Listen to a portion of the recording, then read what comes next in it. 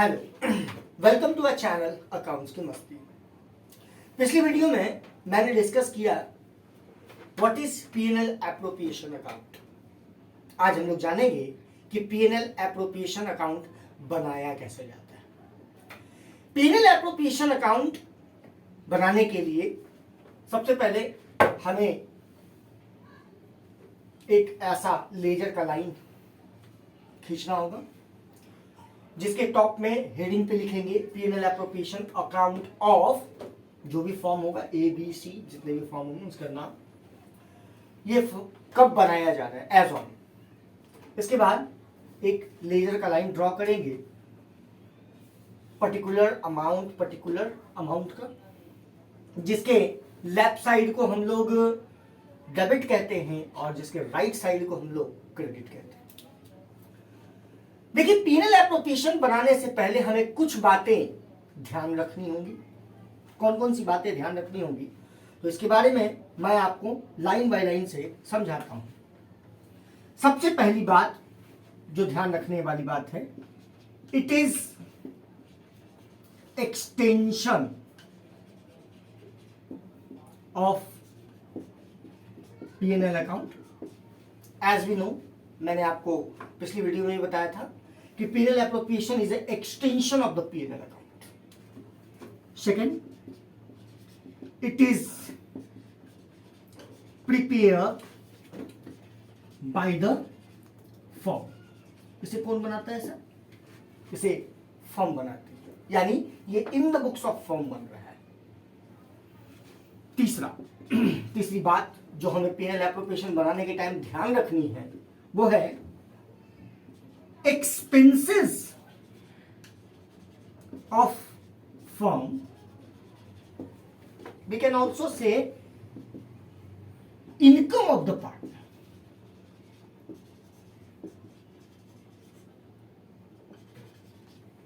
क्यों?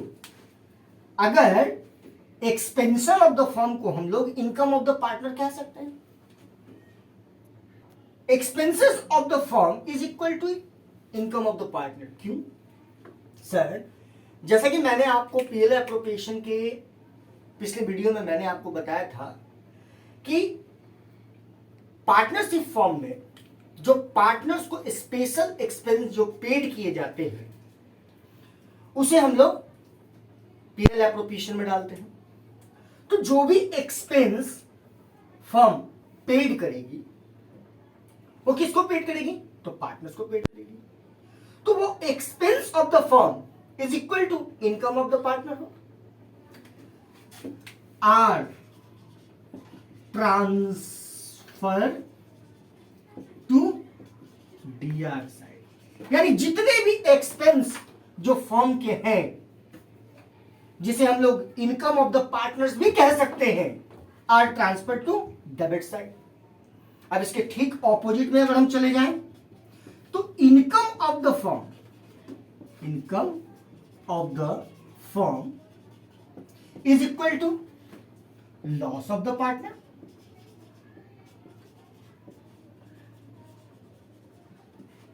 Are transfer to CR side. मतलब जितने भी एक्सपेंस जो फर्म ने पार्टनर्स को पेड किए वो सब डेबिट साइड में, और जितने भी इनकम जो फर्म से पार्टनर्स ने जो पार्टनर से फर्म ने रिसीव किए वो सब सीआर साइड में जाएंगे। ठीक है? आखिर कौन कौन से एक्सपेंस हैं और कौन कौन सी इनकम है, आइए इसके बारे में डालते हैं। देखिए, जब पीएनएल एप्रोप्रिएशन हम बनाते हैं तो सबसे पहले हम लोग डालते हैं by net profit as per PNL account. जितने भी जो भी हमारा नेट प्रॉफिट पीएनएल अकाउंट से आया है उसे हम लोग सीआर साइड में पहले दिखाएंगे, और अगर किसी भी प्रकार का नेट लॉस है तो to net loss as per PNL account हम लोग यहां दिखा देंगे। देखिए अभी हम लोग बात करेंगे नेट प्रॉफिट के बारे में, नेट लॉस की चर्चा बाद में करेंगे। पहले नेट प्रॉफिट के केस में कौन कौन से एक्सपेंस चार्जेबल होते हैं इसके बारे में बात करेंगे। देखिए सबसे पहले जो पार्टनर्स को दिया जाता है, फर्म जो पेड करती है वो पेड करती है टू इंटरेस्ट ऑन कैपिटल। देखिए जितने भी पार्टनर्स हैं उन सबों को जो इंटरेस्ट ऑन कैपिटल दिया जाता है। आप हमेशा ध्यान रखें कि इंटरेस्ट ऑन कैपिटल जब भी चार्ज होगा तो ओपनिंग बैलेंस पर चार्ज होगा। यानी अगर आपके पास opening balance of the capital available नहीं है तो सबसे पहले उससे हम लोग फाइंड आउट करेंगे। जैसे मान लीजिए कि कोई ए पार्टनर है और कोई बी पार्टनर है, तो दोनों पार्टनर्स का जो इंटरेस्ट होगा उसे हम लोग जोड़ के यहां लिख देंगे। दूसरा पार्टनर्स को दिया जाने वाला दूसरा है salaries of partners, salaries of जितने भी पार्टनर्स हैं अगर उन्हें किसी भी प्रकार की सैलरी फर्म द्वारा प्रोवाइड की जाती है तो उसे टू साइड में लिखेंगे। अब मान लो कि ए पार्टनर को सैलरी मिला या बी पार्टनर को सैलरी मिला व्हाटएवर, उसे हम यहां P&L एप्रोप्रिएशन के डेबिट साइड में शो करेंगे। अगर कंपनी ने फर्म ने किसी प्रकार का वादा कमीशन देने को किया है, कमीशन टू पार्टनर, अगर किसी प्रकार का कमीशन पार्टनर्स ने फर्म ने वादा किया है देने को तो वो कमीशन भी पार्टनर्स को मिलेगा। इसके बाद अगर फर्म ने किसी प्रकार का लोन पार्टनर से ले रखा है तो ऑटोमेटिक सी बात है पार्टनर्स को इंटरेस्ट ऑन लोन मिलेंगे। तो जितने भी प्रकार के इंटरेस्ट ऑन लोन है, इंटरेस्ट ऑन लोन है वो दिए जाएंगे। यहां पर मैं आपको बता दूं कि interest on loan minimum 6% charge होते हैं, दिए या लिए जाते हैं। अगर पार्टनरशिप डीड में लोन के बारे में कोई चर्चा नहीं है तो मिनिमम 6%। ये हुए पार्टनर्स के income expense. Now let's be discuss about the income. देखिए अगर पार्टनर्स फर्म के इनकम की बात करें तो इससे से दो ही इनकम दिखाए जाते हैं। पहला by interest on driving, on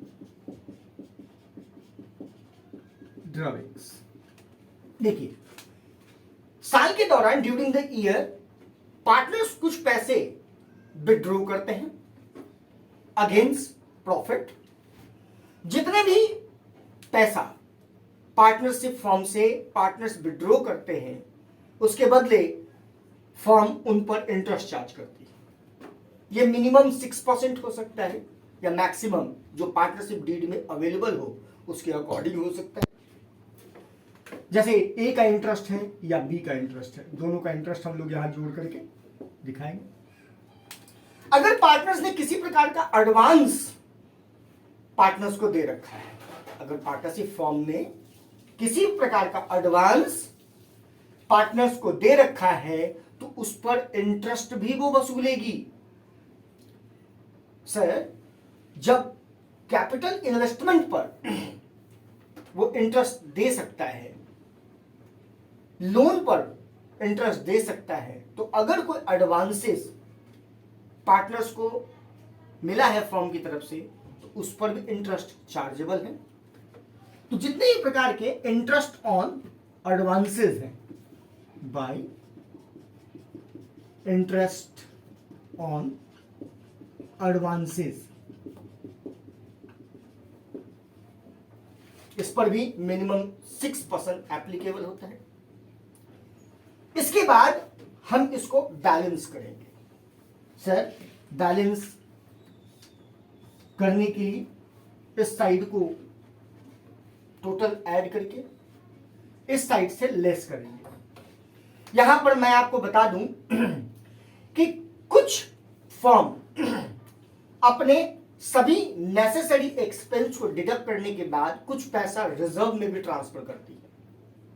अब इस रिजर्व के बारे में क्वेश्चंस में हमें दिया होता है, जैसे क्वेश्चन कह दे कि transfer the reserve of 10% net profit, यानी जितना नेट प्रॉफिट है उसका 10%, या बैलेंस अमाउंट का 10%, या बैलेंस अमाउंट जो भी after all the necessary expense देने के बाद। तो ये अकॉर्डिंग टू द सिचुएशन हम लोग जा सकते हैं। इसके बारे में हमें इसका इंफॉर्मेशन हमें क्वेश्चंस द्वारा प्राप्त हो जाता है।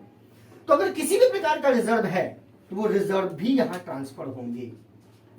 कोई भी रिजर्व क्या है, मैं थोड़ा सा आपको रिजर्व के बारे में बता दूं। रिजर्व क्या है? रिजर्व का अर्थ होता है संचय।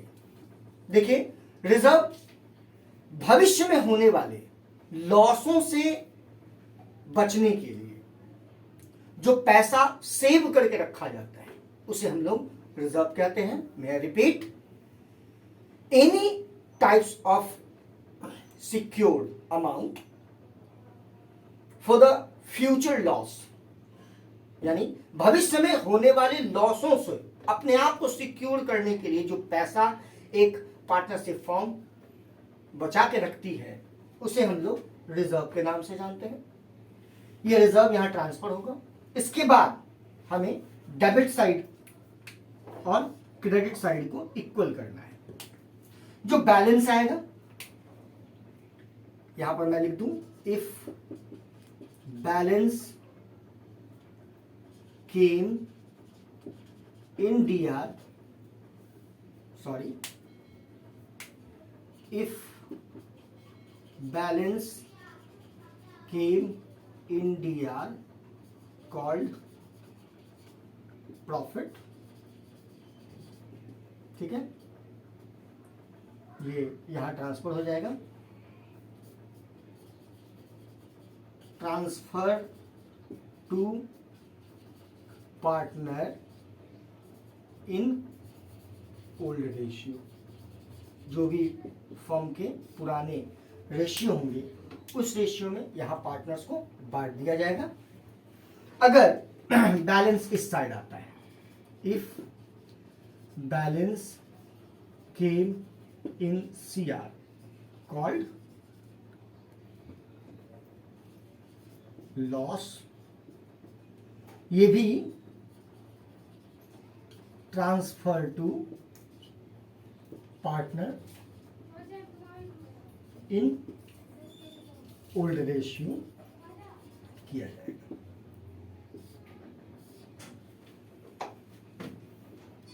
This is called the P&L appropriation account. ठीक है, एक बार मैं आपको रिवाइज करा दूं, what is P&L appropriation account. तो P&L एप्रोप्रिएशन अकाउंट बनाने के लिए हमें कुछ बातें ध्यान रखनी होंगी।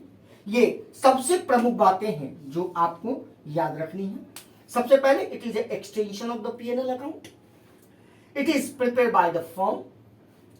Expense of the firm equal to the income of the partner are transferred to the debit side, and income of the firm is equal to loss of the partner are transferred to the CR side।